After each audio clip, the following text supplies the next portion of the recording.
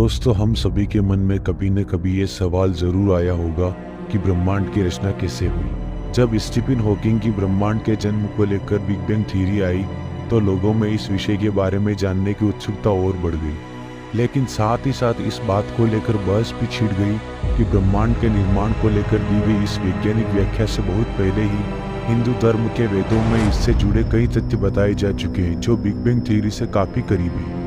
Big bang theory में इस बात की व्याख्या करने की कोशिश की गई है कि किस प्रकार करीब 15 अरब साल पहले इस ब्रह्मांड की रचना हुई।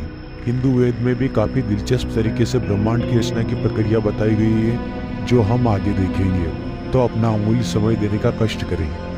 ब्रह्मांड के निर्माण को लेकर अलग अलग धर्म ग्रंथों में अलग अलग व्याख्या की गई है।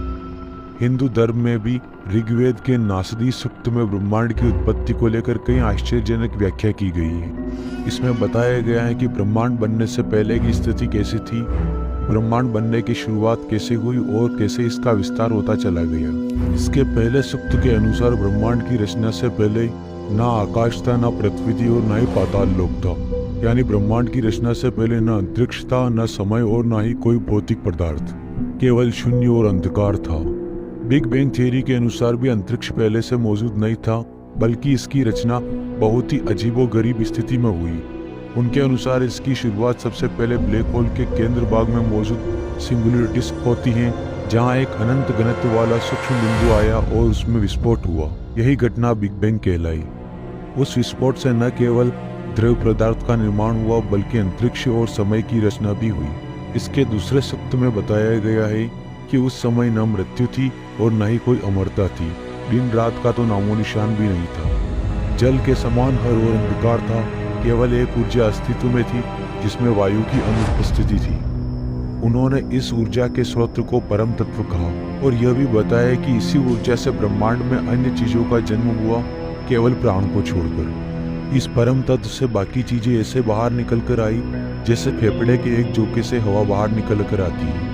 वेद में बताए गए ऊर्जा के स्रोत परम तत्व की व्याख्या जैसी ही व्याख्या बिग बैंग थ्योरी भी करता है। उनका भी मानना है कि जब अंतरिक्ष की रचना हुई थी तो वो बहुत गर्म था और आज जो 4 मूलभूत बल है, गुरुत्वाकर्षण बल, चुंबकीय बल, nuclear force, big interaction force, ये 4 बल आज भी काम करते हैं और यही चारों बल उस समय मिलकर एक बल हुआ करते थे।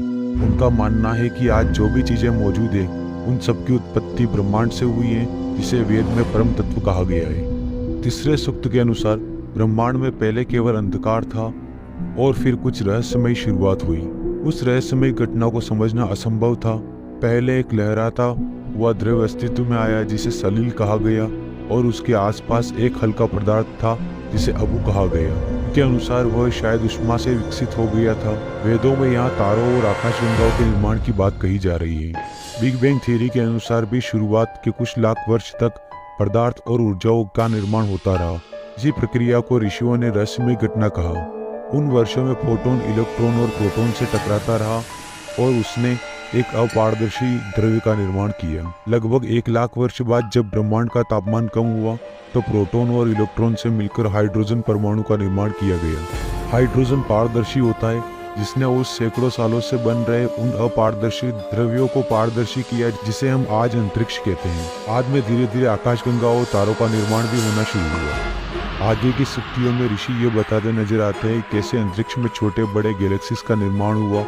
इन गैलेक्सीज में काफी मात्रा में गैस और धूल थी, जिससे ग्रहों, उपग्रहों और उल्कापिंडों का निर्माण हुआ। बाद की सूक्तियों में ये सवाल करते हुए नजर आते हैं कि ये बताना बहुत मुश्किल है कि सब कुछ की रचना कैसे हुई, लेकिन कोई नहीं जानता कि जीवन और जीव की शुरुआत कैसे हुई। कोई नहीं बता सकता कि ईश्वर के सहयोग से सब कुछ अस्तित्व में आया या फिर नहीं।